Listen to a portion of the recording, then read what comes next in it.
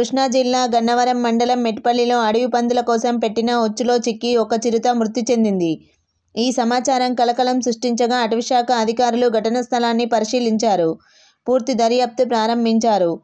మెట్లపల్లి గ్రామానికి చెందిన ఓ రైతు తన పంట పొలాన్ని పందుల నుంచి రక్షించుకునేందుకు పెట్టిన ఉచ్చులో చిక్కి చిరుతపులి చనిపోయింది. పొలానికి వెళ్లి చూడగా ఆ రైతు గురువారం ఉదయాన్నే పొలానికి వచ్చి చూడగా చిరుతపులి కనిపించింది. దీంతో భయంతో పరుగులు తీశాడు. అయితే అది ఎంతకీ కదలకపోవడంతో దగ్గరకు వెళ్లి చూశాడు. ఆ చిరుత చనిపోయిందన్న విషయాన్ని గుర్తించాడు. ఆ విషయాన్ని గ్రామస్తులకు తెలిపాడు. వెంటనే అటవీశాఖ అధికారులకు సమాచారం ఇచ్చారు.